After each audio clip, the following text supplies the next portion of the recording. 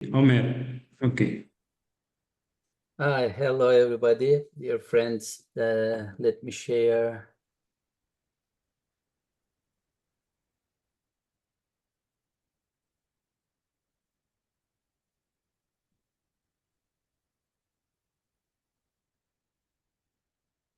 Yes.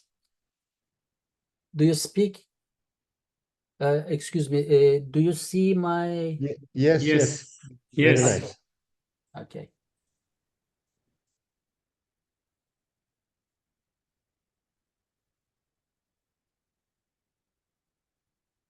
This is a very good opportunity to share our experiences among us. That's why I would like to thanks to organizing committee for inviting me. This topic, yes. This topic is clinically is very important because still we can see some problems regarding the source of the differential diagnosis of leg pain. Osteoarthrosis is a very common disorder, especially in elderly population. And this problem is a degenerative process of the joints rather than an etiology-based disease. Osteoarthrosis can be seen in all synovial joints of the body, but spinal column, knee, hip joint, and small joints of hands are commonly affected. However, it's not uncommon for arthritic changes to be seen radiologically, but not always clinically significant. Also, this observation is particularly valid for spinal degeneration. We saw in the presentation of Dr. Zileli. Changes to be seen radiologically. Spondyloarthrosis, degenerative spondylolisthesis, or degenerative disc images on direct X-ray or spatial MRI cannot always be accepted as clinically important. In another word, these types of patients sometimes can be asymptomatic. In daily practice, you can see these types of patients very frequently. You can see significant degenerative changes on plain X-rays, CT scans, and MRI, but clinically the patient has no major symptoms, as you see, and does not require surgical intervention. Tandem osteoarthrosis is very common in population, but its importance is not sufficiently stressed. This clinical entity is a systematic disorder. Osteoarthritis generally affects cervical and lumbar area simultaneously, and it's not so easy to distinguish which complaints originated from cervical or lumbar segment. Hip and knee arthrosis are commonly seen with degenerative spine disorders. There are some risk factors for tandem arthrosis, such as genetic predispositions, weightlifting or heavy laborers, elite athletes, obesity, or some strict diets, and smoking. This is the first paper which has been stressed systematically the hip spine syndrome. It's published in Spine in 1983. The authors have found 35 cases in their patient series. They have divided their patients into 3 categories. If only one of the spine or hip joint is symptomatic, it is called as simple hip spine syndrome. In these patients, clinical findings and diagnosis were straightforward and belonged to only one area. The patients may have some radiological findings, but if there is not any complaints, it's accepted as insignificant clinically. In complex type, complaints originated from both sides, and this type is confusing the clinical picture. They have reported 4 cases with misdiagnosis. 2 of them were operated on from hip joint, and the other 2 were operated from spine. Clinical pictures were worsening after the operations, and second surgeries were required. And the last type of the patient group is named as secondary type. In this type, the patients have spine symptoms, but clinical pictures are aggravated by the deformity of the hip joint. This paper is very important because it's published in 1983, but still there are a lot of misdiagnosis between hip and spine symptomatology. Here is an example of a patient with he's a 68 years old male patient. He admitted to the hospital with leg pain for 3 years. His pain was increasing by walking and standing. The walking distance was about 50 meters. By the way, you can see significant disc degeneration and spinal canal narrowing on MRI. But physical examination revealed that there is no neurologic sign. Hip joint motions were painful and severely limited. Here is the direct X-ray of pelvis. You can see on the right hip, and you can see on the left hip also. You can see the degenerative deformities at the lateral. Did you see the cursor on X-ray, dear moderator?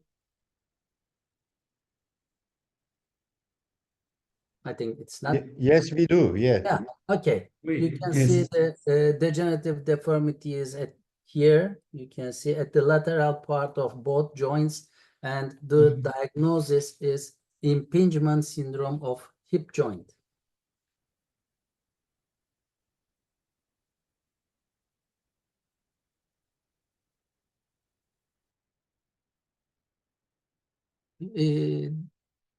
For leg pain, the exact question is it's caused by radiculopathy or coxarthrosis. There are some red flags for radiculopathy and hip disorder problems.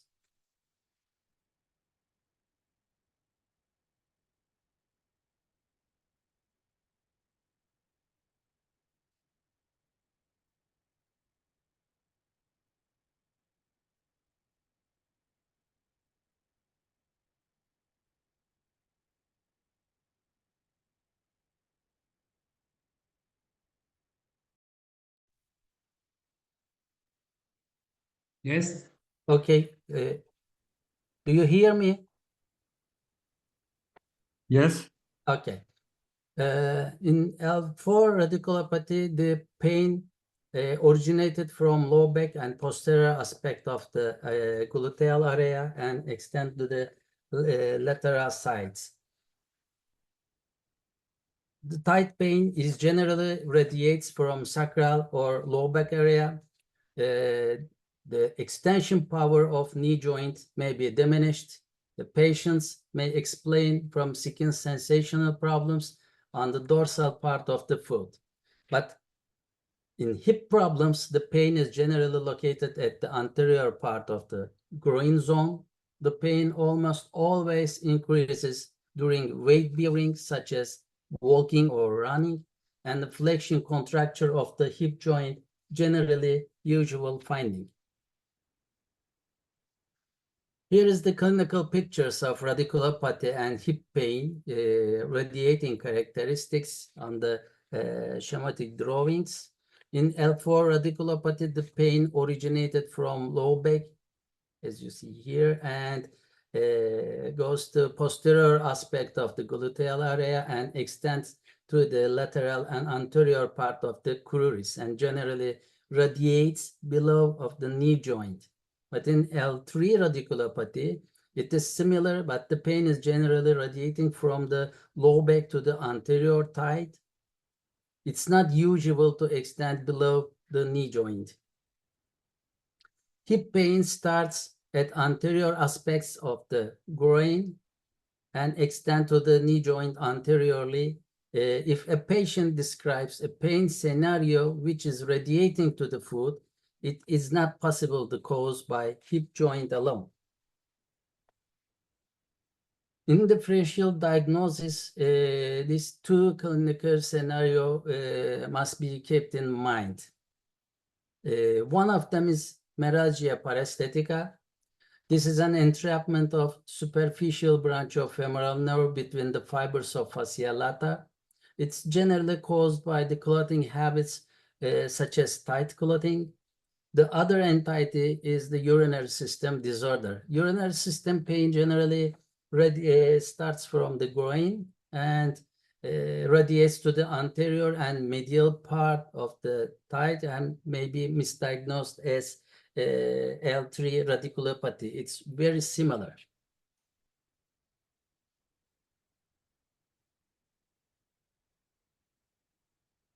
Physical examination is the key point for differential diagnosis of coxarthrosis and radiculopathy.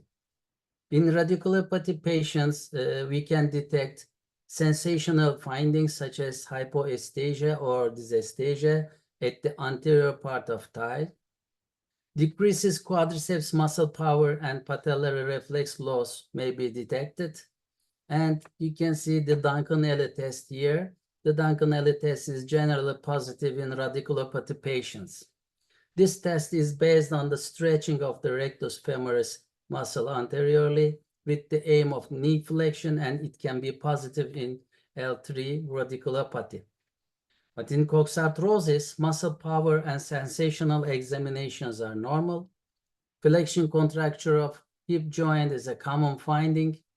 Patrick's Fabere and here this one and other tests. These are functional tests of hip joint are generally positive. And Duncan-Ellie test is generally negative in coxarthrosis. Radiological examinations are very important for diagnosis and treatment planning. X-rays are the first step exam for coronal and sagittal alignments of the spine. Collimation or narrowed views of coronal X-rays in elderly patients is not suitable, such as this X-ray. So wider view, spinal column, in wider view, we can see spinal column and hip joints together. CT scan and MRI is the key for treatment decision making, but the diagnosis is based both the analysis of clinical and radiological examinations. Invasive tests have a very limited value in differential diagnosis. Intraarticular injection for hip joint is not a widely preferred method because the hip is very deep. Hip joint is locates very deep. It's technically demanding, and the intraarticular pirocaine injection carries additional infection risk for future hip operations such as arthroplasty. Foraminal nerve blocks are more preferable methods than the hip injections for radiculopathy diagnosis. It can be used for diagnosis or temporary treatment of radicular pain. EMG is not sensitive, and generally the results can be changed according to the practitioner's experiences. If there is simultaneous coxarthrosis and radiculopathy and both require surgical intervention, the next question is which surgery should be the first one? There is no consensus in the literature on this issue. Some authors suggest hip surgery should be the first. Some papers revealed that back pain may decrease after hip arthroplasty. The ratio of pain impairment has reached to 66% in the literature. They propose that the hip arthroplasty previously spine surgery may decrease the need for spine surgery. The second reason, hip arthroplasty is more aggressive surgery than the spinal decompression. Its postoperative rehabilitation is more important also. So, after meticulous rehabilitation period of hip arthroplasty, may decrease the need for spine surgery. And the third reason is about the biomechanical aspect. Fused spine, especially lumbopelvic fusions, lead to increased axial loads of hip joint. Thus, increased mechanical loads may negatively affect the fibrotic healing of hip joint capsule after arthroplasty. However, some authors are against of this opinion. They suggest that the muscular weakness caused by spinal canal narrowing or nerve root compression negatively affects the hip rehabilitation after hip arthroplasty. Spinal compression is a progressive process, so delays for spine surgery and long rehabilitation period of hip arthroplasty may lead to permanent neurological damage. On the other hand, waiting for hip arthroplasty does not affect the prognosis. Permanent neurologic damage and muscular weakness clearly increases the postoperative hip dislocation ratios. If you look for pelvic biomechanical properties, sacroiliac joint transfers the body weight loads to pelvis in a 14 to 16 degrees, and these loads transfers to the hip joint in same directions. This is a very strict angulation. It's between 14 to 15 degrees from vertical line. If you perform lumbosacral or low lumbar fusion with instrumentation, axial loads of the hip joints tend to become more horizontal than the original form, as you see in this drawing. And if we extend the fusion to the pelvis with lumbopelvic fusion, axial loads to the hip joint become more vertical. This led to asymmetric weight bearing of joint space, and cartilage damage may be aggravated. If a patient has previously mild degenerative hip disorder, it may progress after fusion. You should give information to the patient before spinal fusion operation.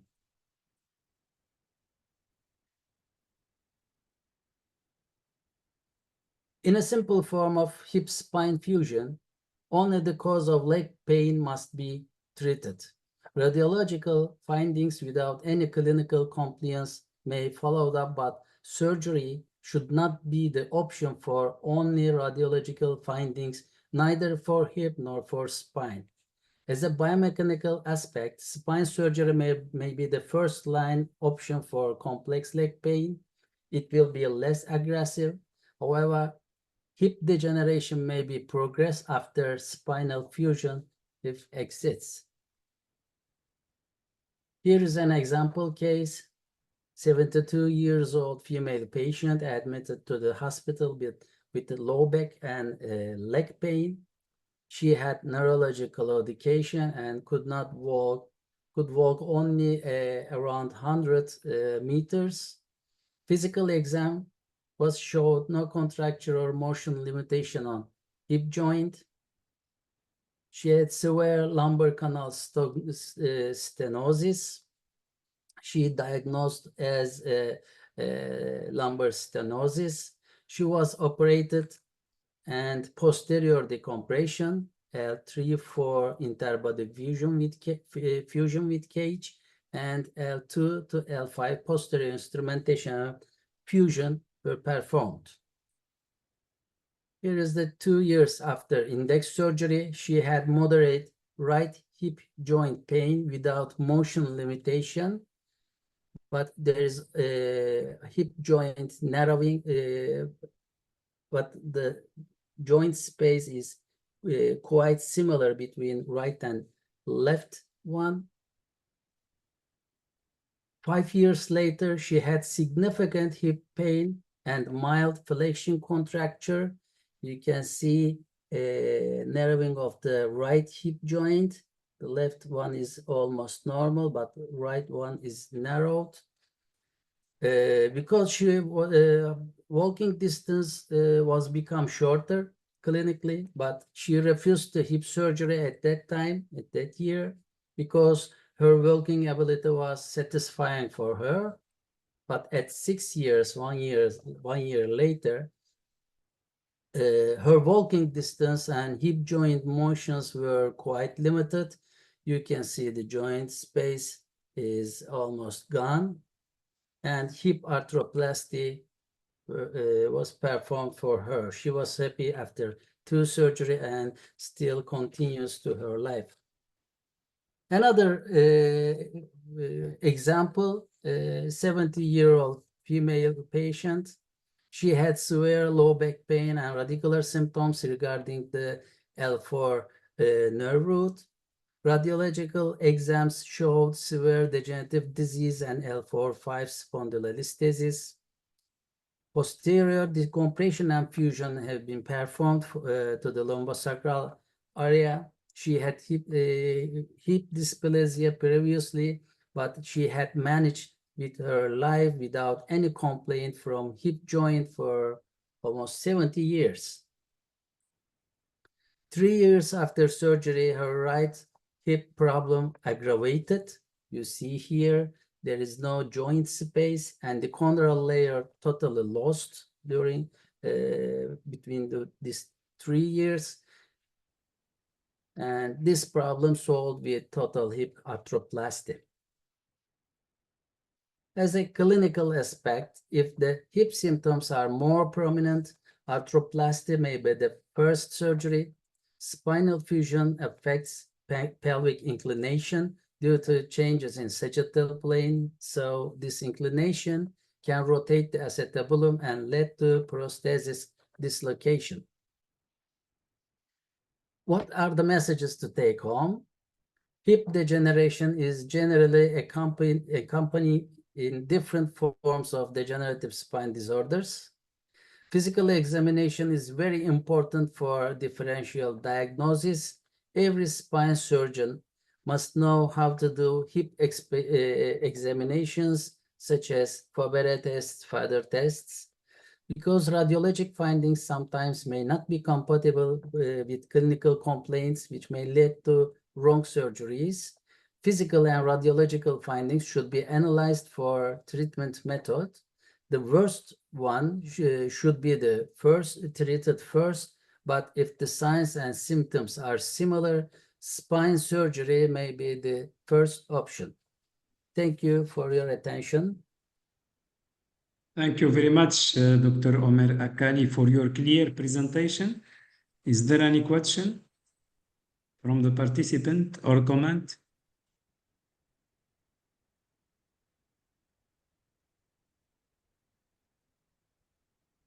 If no question, we can move to the fourth speaker. May I say Yes. something? Yes, yes. This is Dr. Sait Naderi from Turkey, Istanbul. I know Hello. Ömer very You well. can continue to moderate the session. Welcome.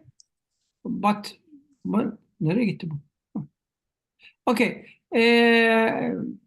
Actually, hip problems is one of causes of hip pain. Not only coxarthrosis, but also AVNs also. I mean, avascular necrosis of the femur head also is one of causes of pain. Therefore, these cases should be examined from the point of view of the pelvis problem. Maybe we can discuss in detail later about the other problems. I mean, sacral problems, sacroiliac problems, Yes. insufficiency fractures, deep gluteal syndromes, I mean piriformis syndrome, and etc. But I agree with Dr. Ömer Akçalı. All spine surgeons should examine hip and also shoulder. As like maybe not as the detail as an orthopedic surgeon, but in order to exclude hip problem, you need to examine hip, and also in order to exclude shoulder problem in case of cervical disc disease, you need to examine shoulder carefully. Thank you. Thank you. Thank you. Dear Darmoul, I want to say a little bit word. The hip problems generally makes an leg pain, but as you see, I stressed the importance of osteoarthrosis, hip osteoarthrosis, because vascular necrosis or other hip problems such as infections and other things makes too much pain for the patient. The distinguish this type of hip pain from the back pain is not so difficult, but especially mild or moderate level of coxarthrosis generally produces pain to the from the backside to the knee, and these types of leg pain generally is not easy to interpret this type of pain. It's caused from back or caused from hip. That's why physical examination is very important. It's the key to detect the hip problem. This is also important from the medical legal point of view, because patients may complain from pain of hip, and if you operate in the lumbar spine, in these cases, the pain may exist, and this is problem. In cases with equal pain, also you need to explain to the patient before surgery that lumbar surgery can relieve one part of your pain. And after the surgery, if necessary, maybe 2 months later, 1 month or 3 months later, you may need hip surgery. If you explain it, there is no problem. But if you don't explain, the patient may experience problem. Yeah, absolutely. Thank you. Okay. Is there any other question about this or any comment? May I ask a question? Can you hear me? Yes, we hear you, Mustafa. Yeah, okay. So it's for, I had a microphone issue, technological. I apologize. I can voice myself. My first question is for Dr. Akçalı. How do you, so it's not actually directly on the topic of hips, but in your presentation, you had lower lumbar and lumbosacral surgical stabilization. I would like you to elaborate on adjacent segment disease, if you could, please. And if I can follow up on that question for Dr. Francesco on the sacroiliac joint and fixation, is mechanical sacroiliac joint instability considered prior to having any medical intervention for sacroiliac joint issues? Thank you. Thank you, Mustafa. And it's very good to see you here. Thank you. Adjacent segment degeneration can be a myth because sometimes, especially for younger patients, when you make a long segment instrumentation, long segment fusion, after 10 years, 20 years, 25, 30 years, follow-ups, sometimes you don't see any adjacent segment degeneration. But in my cases, when I presented, we can accept this coxarthrosis, aggravation of arthrotic changes at hip joint. We can accept them as a adjacent segment degeneration. It's not suitable for lumbar spine upper part of the fusion, but I think it's very valuable for inferior part of the fusion. That's why if you fuse the sacroiliac joint, the hip joint may become worsened. Thank you. Thank you.